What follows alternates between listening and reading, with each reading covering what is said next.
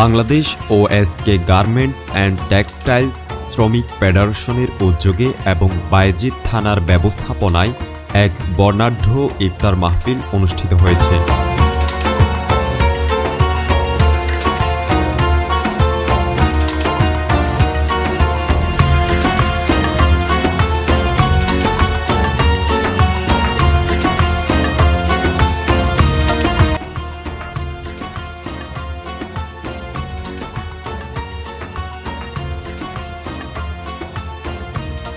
শুক্রবার গৃহকল্যাণ housing society কলাবাগানে এই মাহফিলের আয়োজন করা হয়।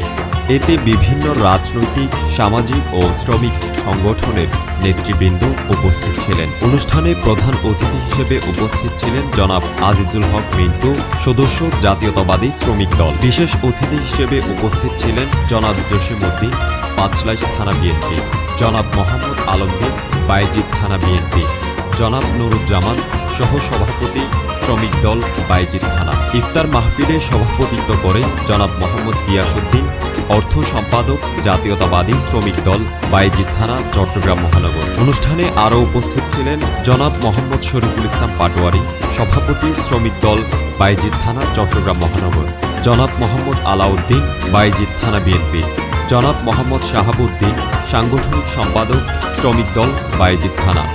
এই ইফতার মাহফিলটি শ্রমিক সংগঠনের সদস্যদের মধ্যে ভ্রাতৃত্ববোধ ও ঐক্য সুদৃঢ় করার পাশাপাশি পারস্পরিক সৌহার্দ্য বাড়াতে গুরুত্বপূর্ণ ভূমিকা রাখে।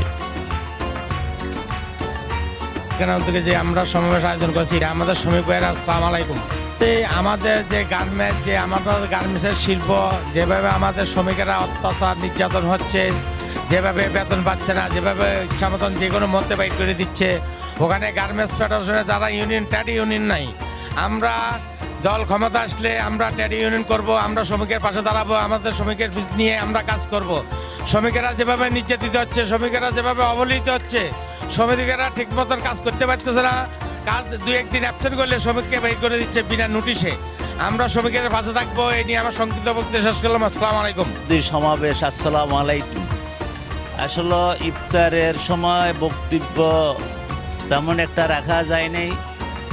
এখানে আমাদের মূল্যবান এলাকার আরেকজন মূল্যবান ব্যক্তি আছে, উনি ওনার মূল্যবান বক্তব্য রাখবেন বিধায় আমার সংক্ষিপ্ত বক্তব্য এখানে শেষ করছি।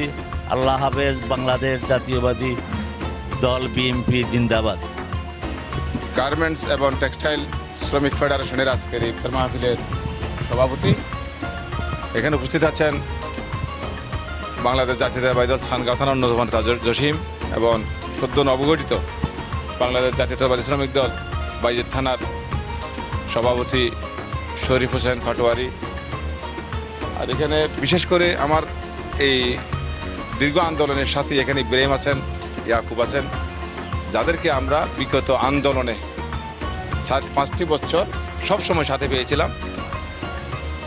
তারা এই ইব্রাহিম, এই ইয়াকুব, পয়সা আসবে। আর যারা এখানে উপস্থিত তাদেরকে আসসালামু আলাইকুম। বন্ধুরা আমার, সময় খুব সংক্ষিপ্ত। এখানে বিশেষ করে নাসিরাবাদ শিল্প এলাকা বাংলাদেশের জন্য একটি খুব গুরুত্বপূর্ণ শিল্প এলাকা। এখানে প্রায় 2000-এর ঊর্ধ্বে ইন্ডাস্ট্রি আছে, তার মধ্যে আপনার 70% গার্মেন্টস শিল্প। আমরা এখানে মোটামুটি শ্রমিক দলের কমিটি করছি এই জন্যেই। বিশেষ করে এই নাসিরাবাদে আমি একসময় 90-91 সালে শ্রমিক আন্দোলনের সরাসরি সম্পৃক্ত ছিলাম। তখন ছাত্র রাজনীতি থেকে সদ্য শ্রমিক রাজনীতিতে জয়েন করেছিলাম।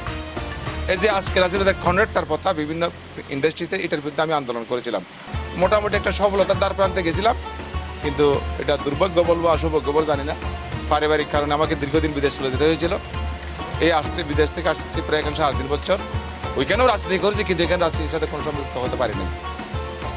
তো এখানে যারা গার্মেন্টস এবং টেক্সটাইল শিল্পে আছেন, আপনাদেরকে আমরা এতটুকু আশ্বাস দিতে পারি, আপনাদের প্রয়োজনে, আপনাদের বিপদের সময় যেই মুহূর্তে ডাক দিবেন, আমরা শরীফকে অনুরোধ করব আপনাদের পাশে দাঁড়ানোর জন্য। এবং দাঁড়াবে যে, দেখেন, নামাজ পড়া যেমন ইবাদত, প্রত্যেকটা জিনিস করতে জানলে সুন্দর একটা ইবাদত। আমার কাজটা যদি আমি জনগণের সেবামূলক কাজের জন্য যদি আমি মনোনিবেশ করি বিনা স্বার্থে, এটা আমি একটা ইবাদত বলে মনে করি। আমার রাজনীতিটা আমি সেরকম একটা ইবাদত বলে মনে করি। অন্তপক্ষে এইটুকু আশ্বাস দিতে পারি, শ্রমিকের একটি ঘামের বিনিময়ে একটি পয়সা কেউ হাজিরাবাদী নিতে পারবে না। একটু সময় লাগবে সেই অবস্থা আসতে। যেমন যারা গার্মেন্টস শিল্পে আছেন, আপনাদের মাথা বিক্রি করে বিভিন্ন বাইরের বহিঃশক্তি আপনাদের ফ্যাক্টরিতে গিয়ে বিভিন্ন কাজকর্মের যে একটি আপনার লভ্যাংশ, সেই বহিঃশক্তিগুলো নিয়ে যাচ্ছে। যখন আপনার একটা শ্রমিক সংগঠিত থাকবেন, আপনি দেখেন না এই শেখ হাসিনার সংগঠিত সেনাবাহিনী, সংগঠিত পুলিশ, সংগঠিত বিডিআর, সংগঠিত আনসার, সংগঠিত আওয়ামী লীগ বাহিনীকে জনগণ এক হয়েছে, এখান থেকে পালিয়ে যেতে বাংলাদেশে বাধ্য হয়েছে। ঠিক সেইভাবে গার্মেন্টসের ভিতরে যারা আছেন, গার্মেন্টস শিল্পের বাইরে যে আপনার আনুষঙ্গিক কাজকর্মগুলো আছে, এগুলো আপনার সমিতির মাধ্যমে করতে পারেন। সমিতির মাধ্যমে করে আপনাদের গার্মেন্টস যারা আপনার বিভিন্ন মহিলা শ্রমিক আছেন, পুরুষ শ্রমিক আছেন, তাদের কল্যাণার্থে এগুলো আপনারা বিয়ে করতে পারেন। এগুলো করতে গেলে আপনাদের একটা কিন্তু ইউনিটি প্রয়োজন। আমি সেই জন্য আপনাদেরকে বলছি, আমি শরীফকে বলবো। আর সবচেয়ে একটা আসলে আজকে রাজনৈতিক একটা সাংগঠনিক সিদ্ধান্ত এসে গেছে, বাংলাদেশে যত শ্রমিক সংগঠন আছে, শ্রমিক দলের সমস্ত কমিটি বিলুপ্ত হয়ে গেছে। শরীফের কমিটি হয়েছে মাত্র 1 মাস, তারটাও বিলুপ্ত হয়ে গেছে। কিন্তু এটুকু আশ্বাস দিতে পারি, শরীফ আগামীতে আবার নেতৃত্বে আসবে, তাতে কোনো সন্দেহ নেই।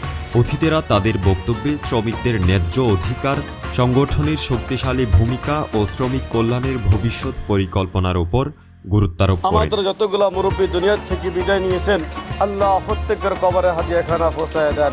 বল মিন্না ইন্নাকা আনতাস সামিউল আলিম ওয়া তুব আলাইনা ইন্নাকা আনতাত তাওয়াবুর রহিম বিরহমাতিকা ইয়া আরহাম।